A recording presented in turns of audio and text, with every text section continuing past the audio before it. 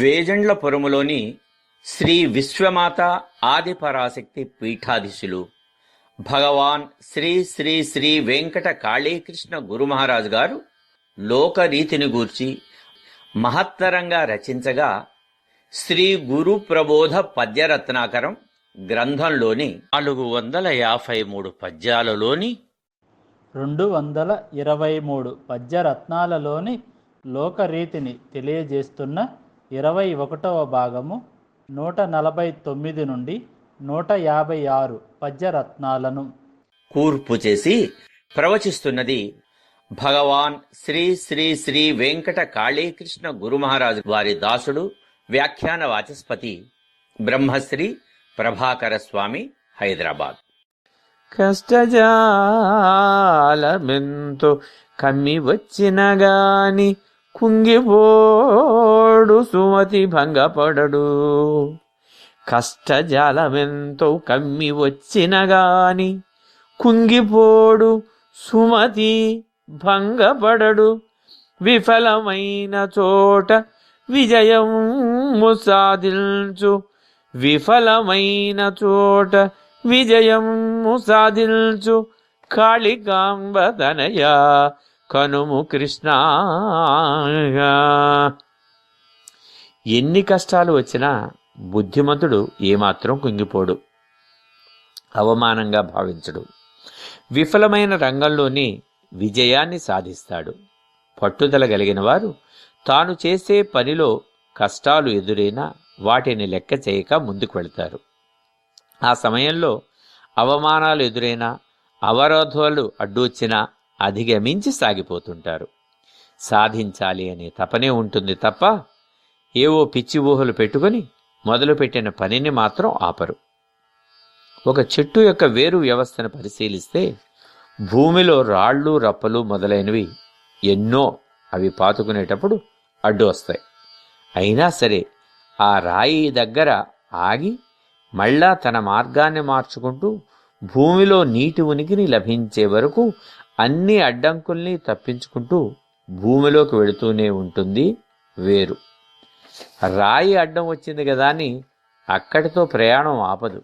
అలా ఆపితే ఆ వేరు తన గమ్యాన్ని చేరలేదు, చెట్టుకు బలాన్ని చేకూర్చలేదు.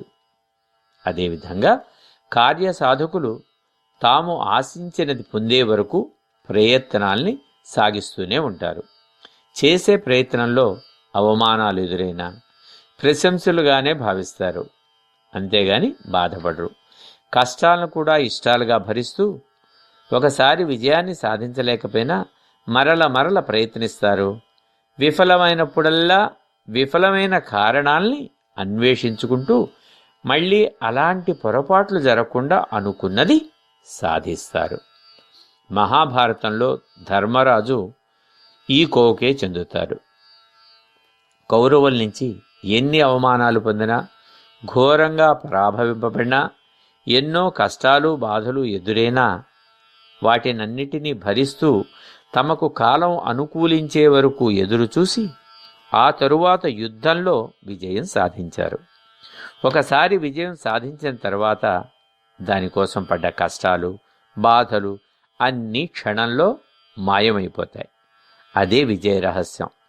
కెరటం పడినా మళ్ళీ లేచినట్లు మంచివారు కష్టంలో కుంగినా తిరిగి పైకి లేవటానికి పూనుకొని విజయాన్ని సాధిస్తారు అని గురుదేవులు పూజ్య శ్రీ శ్రీ శ్రీ వెంకట కాళీకృష్ణుల వారు పై పద్యంలో తెలియచేశారు.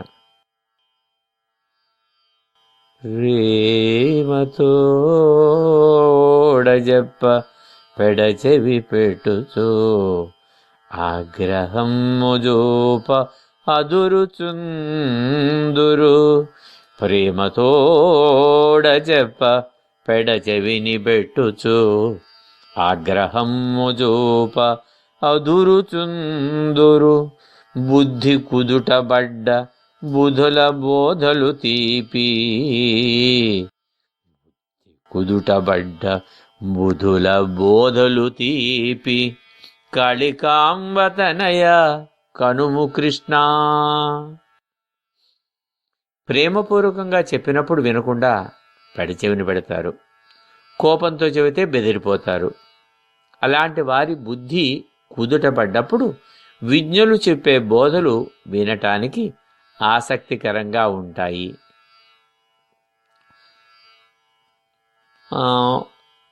ఇదే సందర్భంలో ఈ సంకలనకర్త శ్రీ ఉడుతా ప్రభాకరరావు గారు తన కాలేజీలో చదివే రోజుల్లో, అంటే సుమారు 1975లో ఒక గదిలో అద్దెకుండేవాడట.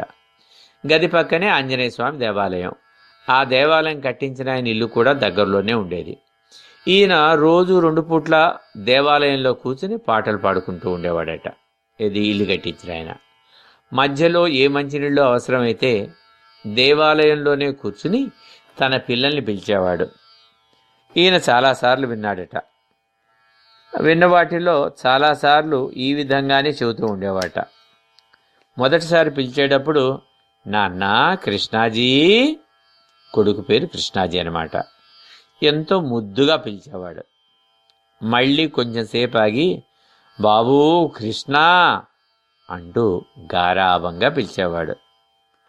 మళ్ళీ కొంచెం సేపు ఆగి, అరే బాబు కృష్ణాజీ, కాస్త మంచినీళ్లు పట్టరారా అంటూ ఎంతో ప్రేమగా సాగదీస్తూ పిలిచేవాడు. ఆ కొడుకు అంటే కృష్ణాజీ అనేవాడు తండ్రి పిలుపు వింటూనే ఉండేవాడు కానీ పలికేవాడు కాదు. ఇంకా వాళ్ళ నాన్న సహనం కోల్పోయి, ఒరే కిటికా ఎక్కడ చచ్చావురా అంటూ గట్టిగా పిలిచేవాడు. ఆ దెబ్బకు కొడుకు పరిగెత్తుకుంటూ వచ్చి, ఏంటి నాన్న, ఏంటి, ఏం కావాలి అనేవాడు. ఇది వినటానికి చతురోక్తిలాగా అనిపిస్తుంది, కానీ ఇందులో గురుదేవులు పైపద్యంలో చెప్పిన విధంగా గొప్ప భావం ఉంది. మంచిని బోధించేవాళ్ళు ఎప్పుడూ గౌరవనీయమైన స్థానంలో ఉంటారు. వారు ఏదైనా విషయాలను చెప్పేటప్పుడు, ఏమిటి వీడి చెబితే వినేది, వీడికి చెప్పేటంత స్థాయి మనకు వినేంత ఓపిక లేవు అని ఈసరించుకుని మాట్లాడతారు కొంతమంది. మంచిని బోధించే వారిని పట్టించుకోరు. అందులోనూ సౌమ్యంగా ప్రేమపూర్వకంగా చెబుతూ ఉంటే వినేవారికి చెప్పేవాళ్ళు అమాయకుల్లా కనిపిస్తారు. ఒకవేళ కోపంతో చెబితే భయపడి బెదిరిపోయి నమస్కరిస్తారు కానీ అది కూడా చెవికెక్కించుకోరు. దీనికి కారణం పెద్దల మాటలు గౌరవంతో స్వీకరించాలి అనే సంస్కారం లేకపోవటమే. అందువల్ల వారు జీవితంలో తెలుసుకోగలిగేది చాలా తక్కువగా ఉంటుంది. ఇలాంటి వాళ్ళు ఇతరుల మాట ఎప్పుడు వింటారు అంటే, వారి బుద్ధి వికసించి తెలుసుకోవాలి, జ్ఞానం పొందాలి అనే జిజ్ఞాస కలిగినప్పుడు ఇతరులు చెప్పే మాటలపై ఆసక్తి పెరుగుతుంది. అప్పుడు మంచివాళ్ళు చెప్పే మాటలు వారికి మధుర ఫలాల వలె ప్రయోజనకరంగా ఉంటాయి అని గురుదేవులు పూజ్య శ్రీ శ్రీ శ్రీ వెంకట కాళీకృష్ణుల వారు పై పద్యంలో తెలియచేశారు.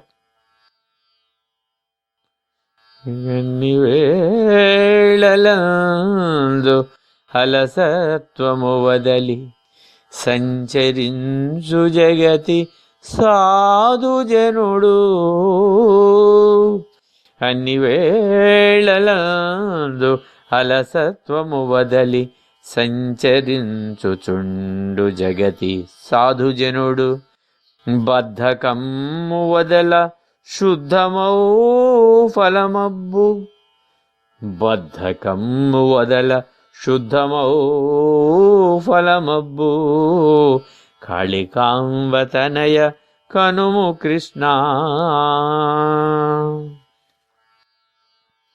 మంచి ప్రవర్తన కలిగిన వారు ఏ సమయంలోనైనా ఏదైనా చేయటానికి సంసిద్ధులుగా ఉంటారు. పనిపైన ఆసక్తి లేకపోవటం అనేది వారికి ఉండదు. మనసుకు పట్టిన బద్ధకం వదిలినప్పుడే ఫలితం వస్తుంది. కొంతమంది ఏ పని చెయ్యాలన్నా వెంటనే చేయరు. ఈరోజు చేయవలసింది రేపు చేద్దామంటారు, మరుసటి రోజు అడిగితే సాయంత్రం చేద్దాంలే అంటారు, ఆ సాయంత్రం మళ్ళీ అడిగితే అబ్బా ఒక గంటకి చేయకూడదా అంటారు. ఇలాంటి వారికి ఏ పని చేయాలి అన్న బద్ధకం, ప్రతి పనిని వాయిదా వేయటం అలవాటు అన్నమాట. పోనీ అట్లా అని ఉన్న పనిని చేసుకుంటే ఉత్సాహంగా ఉంటుంది. తృప్తిగా ఉంటుంది. కానీ అలా చేయరు. పని ఉంటే మాత్రం వాయిదాలు వేస్తారు. దీనికి కారణం మనసుకు చురుకుదనం లేకపోవటం, పని చెయ్యకపోయినా భుక్తి గడిచిపోవటం, వీరి మీద పెద్దల నియంత్రణ అజమాయిషీ లేకపోవటం, అన్నిటికీ మించి జీవితంలో ఏదైనా సాధించాలి అనే నిర్దేశకత్వం లోపించటం. స్వతహాగా కొందరు భయస్థులు కావటం వల్ల ఏదైనా చేస్తే తప్పులుంటాయేమో, ఎవరైనా ఏమన్నా అనుకుంటారేమో అంటూ 1-2 సార్లు ఆలోచిస్తూ ముందుకు వెళ్ళలేకపోతారు. ఇలాంటి వాళ్ళు కూడా త్వరగా ఫలితాల్ని సాధించలేరు. సమాజంలో అభివృద్ధి జరగాలి అంటే ఎక్కడైనా నిర్భయంగా చొచ్చుకుని వెళ్లే తత్వం అలవర్చుకోవాలి. ఎవరితోనైనా, ఏ స్థాయిలో ఉన్న వారితోనైనా మాట్లాడగలిగే చొరవ ఉండాలి. అందుకేగా ఆప్తవాక్యం చెబుతుంది ఏమిటంటే, మందగించక ముందు అడుగై వెనుకబడితే వెనుకనోయ్, మందగించక ముందు అడుగై వెనుకబడితే వెనుకెనోయ్ అంటూ మందగించకుండా, వెనకబడకుండా చొచ్చుకుపోమని చెబుతుంది. వెళ్ళి మాట్లాడటంతో ఏం తప్పు లేదు. పని అయితే అవుతుంది, లేకపోతే లేదు. ఏమీ తిట్టరు కొట్టరు కదా. ప్రయత్నం చేయకుండా ముందుగానే ఏమన్నా అంటారు, ఏమన్నా అనుకుంటారో, ఏమన్నా చేస్తారో అని ఊహించుకోవటం పిరికితనం. పిరికితనాన్ని వదిలిపెట్టాలి. పిరికితనానికి మారుపేరే బద్ధకం. దీని పర్యవసానమే అలసత్వం, పనులను వాయిదా వేయటం. కావలసిన పనిని పూర్తి చేసుకోవటానికి ఎవరి సహాయాన్నైనా పొందగలిగే బుద్ధెన్నా ఉండాలి. బద్ధకం మనిషికి శత్రువు. అది సమర్థుని కూడా అసమర్థుడిగా చేస్తుంది, బుద్ధిమంతుని కూడా బుద్ధి లేనివాడిగా చూపిస్తుంది. అందువల్ల ఒంటికి పట్టిన బద్ధకాన్ని పూర్తిగా వదిలించుకునేట్లయితే చేసే పనులకు శుభ ఫలితాలు వస్తాయి అని పూజ్య గురుదేవులు శ్రీ శ్రీ శ్రీ వెంకట కాళీకృష్ణ వారు పై పద్యంలో తెలియచేశారు. వెలుగు ముగియగాని వెనుక చీకటి వచ్చు, చీకటికి వెనుకను చిమ్ము వెలుగు. వెలుగు ముగియగాని వెనుక చీకటి వచ్చు, చీకటికి వెనుకను చిమ్ము వెలుగు. సుఖము దుఃఖమట్లే సాగును వరసగా, సుఖము దుఃఖమట్లే సాగును వరుసగా. కాళికాంబ తనయ కనుము కృష్ణ. వెలుతురు పోగానే చీకటి, చీకటి పోయిన వెంటనే కాంతి. సుఖం వెంట దుఃఖం, దుఃఖం వెంట సుఖం. చెడు వెనుక మంచి, మంచి వెనుక చెడు. ఇవన్నీ ఒకదాని వెంట ఒకటి కలిసి వస్తుంటాయి. లోకంలో వెలుగు కానీ, చీకటి కానీ, సుఖం కానీ, దుఃఖం కానీ, రాత్రి కానీ, పగలు కానీ ఏవీ శాశ్వతంగా ఉండవు. అందుకే చెబుతారు, సుఖ దుఃఖేన చక్రయా వర్తతే న సుఖానిచ నా దుఃఖానిచ అని. అంటే కాలచక్ర గమనాన్ని అనుసరించి ఈ సుఖ దుఃఖాలు వస్తూ పోతూ ఉంటాయి. సుఖం కానీ దుఃఖం కానీ శాశ్వతం కాదు అని దాని అర్థం. వీటన్నిటినీ ఏర్పరిచి దేవుడు జీవులకి ఒక రకంగా మేలు చేశాడు.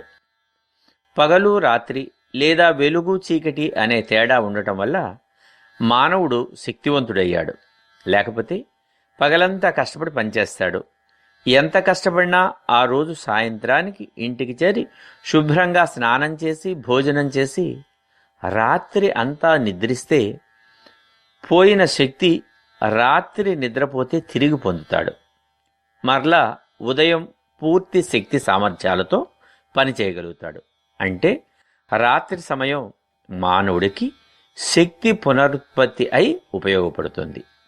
ఒక పూట పని, రాత్రిపూట విశ్రాంతి వల్ల మానవుని జీవితకాలం పెరుగుతుంది. అలా కాక అసలు రాత్రి అనేదే లేకపోయి పూర్తిగా సంవత్సరాల తరబడి పగలే ఉంటే మనిషి పనిచేసిన తరువాత విశ్రాంతికి సమయం ఎక్కడుంటుంది? పగలందరూ పనిచేసుకుంటూ పోతుంటే తానొక్కడే ఎలా నిద్రపోగలుగుతాడు? విశ్రాంతి లేని మానవుడు శక్తిహీనుడవుతాడు. ఈ కారణం చేతే దేవుడు అందరికీ ఒకే విధమైన పగలు రాత్రి లేదా చీకటి వెలుగు అనేది ఏర్పరిచాడు. నిజం చెప్పాలంటే మానవుడి అభివృద్ధి చెందటానికి కారణం పగలు రాత్రి చీకటి వెలుగులు. పగలు చేసే పనులందు తప్పొప్పుల్ని రాత్రి సమయంలో తీరిగ్గా స్ఫురణకు తెచ్చుకుని అవి మళ్ళీ జరగకుండా ఉండే విధంగా ఆలోచన చేస్తాడు. కష్టంలో ఉన్నప్పుడు తాను ఏ విధమైన పొరపాట్లు చేయటం వల్ల ఈ కష్టాలు వచ్చాయని ఆలోచించే సమయం లభిస్తుంది. సుఖాల్లో ఉన్నంతకాలం తప్పులు జరుగుతున్నా వాటిని పెద్దగా పట్టించుకోం, ఎందుకంటే సుఖంగా సాగిపోతోంది కనుక. పూర్వ సాంప్రదాయ యుద్ధంలో ఒక నియమం లేదా యుద్ధ నీతి ఉండేది. ఏమిటంటే యుద్ధం పగల మాత్రమే, రాత్రిపూట ఉండదు. ఎందుకంటే ఆ రోజు యుద్ధంలో గాయపడిన వారికి, అస్వస్థులైన వారికి వైద్యం చేయించటానికి, యుద్ధ తంత్రాలు నెరుపుకోవటానికి, యుద్ధంలో అలిసిపోయిన వారికి విశ్రాంతి కల్పించటానికి ఈ నియమం పాటించేవారు. అంటే చీకటి వెలుగు, సుఖం దుఃఖం ఒకదాని వెంట ఒకటి ఉండటానికి కారణం ధర్మబద్ధమైనదన్నమాట. ఇందువల్ల చీకటి అని భయపడవలసింది, దుఃఖం అని బాధపడవలసింది ఏమీ లేదు. ఇది తెలుసుకోవడం వల్ల జీవితం సవ్యంగా ఒడిదుడుకులు లేకుండా సాగిపోతుంది. చీకటిని వెలుగుని, సుఖాన్ని బాధని దేవుడిచ్చిన వరంగానే భావించాలని గురుదేవులు పూజ్య శ్రీ శ్రీ శ్రీ వెంకట కాళీకృష్ణుల వారు పై పద్యంలో తెలియచేస్తున్నారు. మంచి భావనమున మధుర కవిత చెప్ప సులభతరము కాదు, సుఖ కవులకును కతి మీద సాము కవిత చెప్పుటయల్న. మంచి భావనమున మధుర కవిత చెప్ప సులభతరము కాదు, సుకవులకును కతి మీద సాము కవిత చెప్పుటయన్న. కాళికాంబతనయ కనుము కృష్ణ. మంచి భావాలను వ్యక్తం చేస్తూ అందరి మనసుల్ని ఆకట్టుకునే కవితలు చెప్పటం కొన్ని సందర్భాల్లో గొప్ప కవులకు కూడా తేలిక కాకపోవచ్చు. ఎందుకంటే కవిత్వం చెప్పటం అంటే కత్తి మీద సాము చేయటమే. తమలోని భావ సంపదలను వెలికితీసి అందరి ముందు ఉంచాలి అంటే కవితా రచనల వల్లే సాధ్యపడుతుంది. ప్రతి వాళ్ళ మదిలోనూ ఎన్నో భావాలుంటాయి. ఒక దృశ్యాన్నో ఒక అందాన్నో చూసినప్పుడు వారి మనసు ఆనందంతో పొంగిపోతుంది. మధుర భావనలు, అనుభూతులు మదిలో కదలాడతాయి. చూడండి, ఒక మంచు కొండను చూస్తే అది వెండి కొండలాగా మెరిసిపోతోందనో, ఆ కొండ మించి వచ్చే చల్లటి గాలి శరీరపు వేడితో కలిసి గిలిగింతలు పెట్టినట్లుందనో, సాక్షాత్తు పరమేశ్వరుని కైలాసగిరిలాగా ఉందనో, ఎవరి ఆలోచన పరిధిని బట్టి, మనోభావాల్ని బట్టి వారికి ఆ విధంగా అనుభూతి కలుగుతుంది. కొంతమంది కవిత రచనాశక్తి కలిగిన వాళ్ళు చూసిన దృశ్యాలను, అనుభవించిన రసానుభూతిని వివిధ వర్ణనలతో పోలుస్తూ పుస్తక రూపంలో రాస్తారు. వారిలో ఉన్నటువంటి పాండితీ గరిమ, వారు నేర్చినటువంటి విద్యా జ్ఞానం ఆ భావల్ని అందంగా అలంకారాలతో, సంధులతో, సమాసాలతో, ఉపమానాలతో, లేకపోతే అలంకారాలతో దాన్ని చక్కగా చదివి ఆనందించే స్థితిలో రాయగలుగుతారన్నమాట. ఇలా రాయటం వల్ల అందరికీ ఆ అనుభూతి కొంతవరకు అయినా అందుతుంది. కానీ ఇలా రాయటం మాత్రం అందరి వల్ల కాదు. అందరూ రాయగలిగిన, మనసులను రంజింపచేసే విధంగా రాయటం కొద్దిమందికే సాధ్యమవుతుంది. అంధులు అలాంటి కవితలు విన్నప్పుడు ఆ కవితల్లోని భావ వివరణ ద్వారా అంతరనేత్రాల్లో ఆ దృశ్యాలను నిజంగా దర్శించిన అనుభూతిని పొందగలిగినప్పుడు అది నిజమైన మధుర కవిత, మధురమైన రచన అవుతుంది. అలాంటి ప్రతిభ కలిగిన కవిత్వ లేదు రచన దైవదత్తమైంది. దైవకృప పూర్వజన్మలలో వారు మహాపండితులయ్యుండి ఆ ప్రతిభ జన్మ సుకృతంగా లభించిన వారు మాత్రమే మధురంగా రాయగలరు. అందరూ మెచ్చేదే మాధుర్యాన్ని సంతరించుకుంటుంది. మాధుర్యం ఉన్నదే ఎక్కువ మందిని ఆకర్షిస్తుంది. కృత్రిమంగా నేర్చుకుని రాసే కవిత్వంలో పటుత్వం ఉండదు. వారు అనుభూతుల లోతుల్లోనికి వెళ్ళలేరు. మంచి కవిత్వం చెప్పటం ఎంతో కష్టం. కష్టమైంది ఆచరించినప్పుడే అది కలకాలం నిలిచి ఉంటుంది. కత్తి పిడి భూమిలోనికి, కత్తి మొనపైకి కనిపించేటట్లు కత్తిని నిలువుగా నిలబెట్టి దాని మించి అటు ఇటు ఎగురుతూ చేసే సాధన ఎంతో కష్టం. ఎంతో ఏకాగ్రత, చేసే సాధన మీద నియంత్రణ ఉండాలి. ఏమాత్రం పద విన్యాసం తప్పినా ఊహించని అనర్థం జరుగుతుంది. అలాగే మంచి కవితా రచన చేయటం కూడా కత్తి మీద సాములాంటిదే. రచనలో కూడా పద విన్యాసం అంటే పదాల యొక్క కూర్పు, ఏర్పాటు. పద విన్యాసం సరిగా లేకపోతే చదివే వాళ్ళకి రసానుభూతి కలగదు, నిరాశ కలుగుతుంది. ఇలాంటి మంచి కవితలు రాయటం ఒక్కోసారి గొప్ప కవులో కూడా సులభంగా అనిపించదు. ఏది ఏమైనా అమృత సమానమైన మాధుర్యాన్ని, అనుభూతిని పంచగల మధురమైన కవితలు రాయగలిగిన వారు నిజంగా దైవానుగ్రహం పొందిన వారేను అని గురుదేవులు పూజ్య శ్రీ శ్రీ శ్రీ వెంకట కాళీకృష్ణుల వారు పై పద్యంలో తెలియచేస్తున్నారు. ధనము గలుగునాడే ధరమీద స్నేహితుల్ తాము తొలగుచుందురు ధనము తొలగా. ధనము గలుగునాడే ధరమీద స్నేహితుల్ తాము తొలగుచుందురు ధనము తొలగా. నీరు లేని నాడు నీటి తామర ఎట్లు, నీరు లేని నాడు నీటి తామర ఎట్లు, కాళికాంబతనయ కనుము కృష్ణ. డబ్బు ఉన్నప్పుడేమో మిత్రులు చుట్టూ చేరతారు, డబ్బు లేకపోతే పక్క కూడా రారు. నీరు లేకపోతే నీటి తామర లేనట్లుగా మిత్రుల తీరు ఉంటుంది. ప్రస్తుతం మానవ సంబంధాలు, మైత్రి సంబంధాలు దాదాపు ధనం మీదే ఆధారపడి సాగుతున్నాయి. నిన్నటి వరకు పేదవాడుగా ఉండి అకస్మాత్తుగా ధనవంతుడైతే వెంటనే అతని వద్దకి మిత్రులు చేరిపోతారు. మిత్రత్వాన్ని కలుపుకోవటానికి రకరకాల కారణాలను వెతుక్కుంటారు. చేరటంతోనే పొగడ్తలతో ముంచేస్తారు. అన్నా, ఎప్పటికైనా నువ్వు గొప్పోడవుతా అని తెలుసన్నా అంటూ ఒకటి చేరుతాడు. మిత్రమా, నీకు ఎప్పుడూ ఈ అదృష్టం కలిసి రావాల్సింది. పోన్లే, ఆలస్యం అయితే ఏంది, ఇప్పటికైనా భాగ్యవంతుడు అయినందుకు నాకు చాలా సంతోషంగా ఉంది అని వేరొకటి చేరతాడు. ఇగో అయినా వచ్చిన డబ్బుల్ని జాగ్రత్తగా దాచుకోవాలి, ఎవరికి పడితే వాళ్ళకి ఇవ్వకూడదు అంటూ మాయమాటలు చెప్పి ఇంకొందరు చేరతారు. ఏదో విధంగా తమ తెలివిని ఉపయోగించి ధనం ఉన్నవారి దగ్గర చేరుతూ ఉంటారు. అందినంత మింగుతూ, అనుభవిస్తూ, కాజేస్తూ ఉంటారు. తమకు ధనవంతుల వల్ల రాబడి వస్తుందన్నంతకాలం వారితో యథేచ్ఛగా ఏవో చెబుతూ స్నేహాన్ని నటిస్తూ ఉంటారు.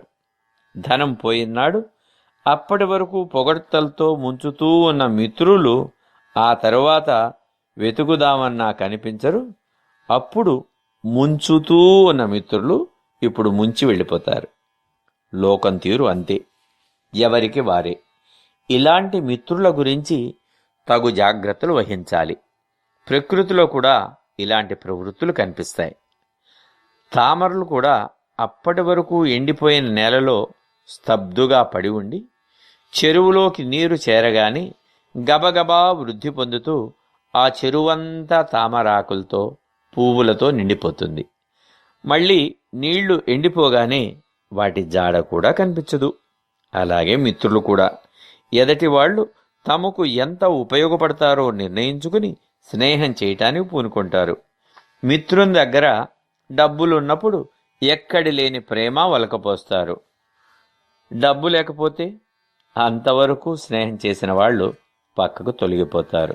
అంటే ఆర్థికపరమైన సంబంధాలే కానీ హార్దిక సంబంధాలు లేని రీతిలో నేటి మిత్రులు ప్రవర్తిస్తున్నారనేది నిజం. ఇలాంటి వారి విషయంలో జాగ్రత్త వహించాలి అని భగవాన్ శ్రీ శ్రీ శ్రీ వెంకట కాళీకృష్ణ గురు మహారాజు వారు తెలియచేస్తున్నారు. కార్యమున్నయపుడే కలుపుగోలుతనము పెంచి మసలుచుంట పెద్ద తప్పు. కార్యమున్నయపుడే కలుపుగోలుతనము పెంచి మసలుచుంట పెద్ద తప్పు. అన్ని వేళలందు ఆత్మీయతను పంచు, అన్ని వేళలయందు ఆత్మీయతను పంచు. కాళికాంబతనయా కనుము కృష్ణ. అవసరం ఉన్నప్పుడు మాత్రమే ఎక్కడలేని ప్రేమను ప్రకటిస్తూ అవసరం తీరిన తర్వాత ఎవరికి వారే యమునా తీరే ఇలా ప్రవర్తించటం చాలా తప్పు. ఎప్పుడూ ఆత్మీయంగా మసలుకోవటం ఎంతో మంచిది. పూర్వపు రోజుల్లో బంధువులు మిత్రులు ఉన్నారంటే ఏదో ఒక సమయం చూసుకుని వెళ్ళి క్షేమ సమాచారాలు తెలుసుకుని వారి తృప్తి కోసం 2-3 రోజులు వారి ఇంట ఉండి వచ్చేవాళ్ళు. ఎందుకంటే అది సాంప్రదాయం. అలాగే శుభకార్యాలు జరిగినా, పెళ్లిళ్ళు జరిగినా, పేరెంటాళ్ళు జరిగినా చుట్టపక్కలు వచ్చి 1-2 రోజులు ఉండి ఆత్మీయంగా గలగలా కలిసిపోయి వెళుతూ ఉండేవాళ్ళు. అలాగే వీళ్ళ ఇళ్ళకి వాళ్ళు, వాళ్ళ ఇళ్ళకి వీళ్ళు. కానీ మారిన కాలంలో ఆధునిక సాంకేతికలో ఎవరు ఎవరిళ్ళకి వెళతాం కానీ అక్కడ ఉండటం కానీ చాలా తక్కువ అవుతోంది. పలకరింపులన్నీ ఫోనులోనే జరిగిపోతున్నాయి. మనుషులు ఒకవేళ చూసుకోవాలి అంటే ఐఎంఓలోనో ఫేస్ టైంలోనో చూసుకోవడం సరిపోతూ ఉంది. నిత్యా ఫోనుల్లో మాట్లాడుకుంటూ ఉంటే మనిషి దగ్గర ఉన్నట్టే ఉంటుంది. ఇంకా ప్రత్యేకించి పోయి చూసొచ్చేది ఏమిటి? ఊళ్ళో ఉన్నవాళ్ళు లేకపోతే దేశంలో ఉన్నవాళ్లే కాదు, విదేశాల్లో ఉన్నవాళ్ళు కూడా ఈ ఫోనుల ద్వారా, ఐఎంఓలు ఫేస్ టైముల ద్వారా దగ్గరతనాన్ని అనుభవిస్తూ ఈ ఆప్యాయతలకి కొంచెం దూరం అవుతున్నారు. ఆడపిల్లల్ని, తోబుట్టువుల్ని చూసి రావటం పూర్వకాలంలో ఎంతో ఆనందంగా ఉండేది. సరైన ప్రయాణ సాధనాలు లేకపోయినా భోజనం కట్టుకుని కొన్ని కోసులు దూరం ఉన్న నడిచి వెళ్ళి చూసి వచ్చేవాళ్ళు. ఇంటికి చుట్టాలు వచ్చారంటే చుట్టుపక్కల వాళ్ళు కూడా ఎంతో గౌరవంగా చూసేవాళ్ళు. రాను రాను లోకంలో మానవతా విలువలు నెమ్మదిగా తగ్గిపోతున్నాయి. పూర్వంలాగా అప్పుడప్పుడు వచ్చి పలకరించి వెళ్ళటం అనే సాంప్రదాయం పోయింది. ఏదైనా ముఖ్యమైన పని ఉన్నప్పుడు, తమకు లాభించే విషయాల గురించి అవసరం ఉన్నప్పుడు, ఎవరితో అయితే పని ఉన్నదో వారితో తమ బంధుత్వం ఇవన్నీ ముందుగా ఆలోచించుకుని చూసుకుని వాళ్ళ దగ్గరికి చేరి ఎన్నో కబుర్లు, లేనిపోని ఆప్యాయతల్ని, కలుపుగోతనాల్ని ప్రదర్శించి చెబుతారు. కాసేపట్లోనే వారిద్దరి మధ్య ఉన్న బాంధవ్యాన్ని ఎంతో గొప్పగా వర్ణించి చెబుతారు. ఇంతకాలం వారు అక్కడ ఉంటున్నట్లు తమకు తెలియదని, ఎవ్వరూ మాట వరుస కూడా అనలేదని, లేకపోతే అప్పుడప్పుడు వచ్చి వెళుతూ ఉండేవాళ్ళమని చెప్తారు. చెప్పవలసిన అబద్ధాలన్నీ చెప్పిన తర్వాత అసలు విషయం నిదానంగా చెబుతారు. డబ్బు అవసరం వచ్చిందనో, అప్పు తెచ్చుకునే చోట ఎదుటివారి ఆస్తి కాగితాలు హామీగా పెట్టాలనో, ఏదన్నా షూరిటీ కావాలనో, లేదు ఉన్న గొడవలు, వచ్చిన గొడవలకి మధ్యవర్తిత్వం చేస్తే తీరుతాయనో ఏవో సమస్యలు చెబుతారు. ఈ పద్ధతి ఎలాంటిదంటే చేతులు కాలేక ఆకు పట్టుకోవటం లాంటిది. కనుక సమస్య వచ్చినప్పుడు చూసుకుందాంలే అప్పుడు ఎవరో ఒకరి కాళ్ళు పట్టుకుందాంలే అనుకునే ఆలోచనలు అంత మంచివి కాదు. అవసరం ఉన్నా లేకపోయినా అన్ని సందర్భాల్లోనూ ఒకే రకంగా ఉండాలి, ఒకే రకంగా ప్రవర్తించాలి. అన్ని వేళల్లో అందరితో ఆత్మీయంగా, రాగయుతంగా, అనురాగ సహితంగా ప్రవర్తించాలి. కలిసిమెలిసి బతకాలి. అంతేగాని బాధ వచ్చింది కదా అని పరుగెత్తుకెళ్ళి గుళ్ళో దేవుడికి నమస్కారం చేస్తే ఫలితం ఏముంటుంది అంటూ గురుదేవులు పూజ్య శ్రీ శ్రీ శ్రీ వెంకట కాళీకృష్ణుల వారు పై పద్యంలో తెలియచేస్తున్నారు. నన్నదమ్ములందు అక్క సెల్లెండ్రలో స్వార్థ గుణము కొంత పాయకుండు, మిత్రజనులయందు మిగులదు స్వార్థము, మిత్రజనులయందు మిగులదు స్వార్థము, కాళికాంబతనయ కనుము కృష్ణ. అన్నదమ్ముల్లో అక్క చెల్లెళ్ళలో స్వార్థగుణం కొంత మిగిలే ఉంటుంది. కానీ నిజమైన మిత్రుల్లో స్వార్థం అనేది ఏమీ ఉండదు. రక్త సంబంధీకులకు మిత్రులకు ఉన్న తేడా ఈ పద్యంలో గురుదేవులు స్పష్టం చేశారు. అన్నదమ్ముళ్ళు, అక్క చెల్లెళ్ళు తల్లిదండ్రుల సంరక్షణలో ఉన్నంతకాలం వారి మధ్య సఖ్యత బాగానే ఉంటుంది. బాల్య చాపల్యం వల్ల వచ్చే అల్లరి చిల్లరి గొడవలే తప్ప స్వార్థపూరితంగా చేసే పనులు అంటూ ఏమీ ఉండవు. ఎందుకంటే తల్లిదండ్రుల ఆలోచనల ప్రకారమే అప్పటి వరకు అన్నీ జరుగుతుంటాయి. వాళ్ళకి వివాహాలు జరిగి కుటుంబంలోకి కొత్త వ్యక్తుల ప్రవేశం జరిగిన తరువాత, అంటే కోడళ్ళు అల్లుళ్ళు వచ్చిన తరువాత కొడుకుల కూతుర్ల ఆలోచన విధానాలపై అల్లుళ్ళ కోడళ్ల ప్రభావం ఎక్కువగా ఉంటుంది. ముందొచ్చిన చెవుల కంటే వెనకొచ్చిన కొమ్ములే వాడిగా ఉంటాయి అన్నట్టుగా వీరి ప్రవర్తనలో మార్పు వస్తుంది. అప్పటి వరకు తల్లిదండ్రుల్ని ఎంతో గౌరవంగా చూసిన కొడుకులు కూతుళ్ళు వారి భార్య భర్తల అవసరార్థం వాళ్ళు పెట్టే ఒత్తిళ్లకు లొంగిపోయి తల్లిదండ్రులతో స్వార్థపూరితంగా ప్రవర్తిస్తుంటారు. ఇంటిలో వాటాలు పంచమంటారు, పొలాల్ని పంచివ్వమంటారు, తల్లికి ఉన్న నగల్ని వస్తువుల్ని పంచిమ్మంటారు. ఒకటనేదేమిట్లేండి, ఏది అవసరం అనిపిస్తే అవన్నీ తెచ్చిమ్మంటారు. భార్యాభర్తల ఒత్తిళ్లకు తొలగి స్వార్థపూరితలై తల్లిదండ్రుల్ని తమకు ఏమీ సహాయం చేయని శత్రువులా చూస్తుంటారు. కొడుకులు కూతుళ్లలో వాళ్ల మనసుల్లో ఎంతో కొంత స్వార్థబుద్ధి ఉంది కనుకనే వాళ్ల భార్య భర్త ఆస్తుల కోసమో డబ్బు కోసమో ఒత్తిళ్లు పెట్టినప్పుడు అందుకు అంగీకరించి తమ తల్లిదండ్రులపై స్వార్థాన్ని ప్రదర్శిస్తారు. నిజంగా స్వార్థం లేని వాళ్ళైతే అలాంటి కుటుంబ వ్యవహారాల్లో ఆచితూచి వ్యవహరిస్తూ తమ వారికి నచ్చ చెప్పుకునే ప్రయత్నం చేస్తారు. కానీ ప్రాణ స్నేహితుల విషయంలో ఎలాంటి స్వార్థపూరితమైన ఆలోచనలకి తావు ఉండదు. ఒకరి ప్రాణం మరొకరు అన్నట్లుగా వారి స్నేహం వర్ధిల్లుతుంది.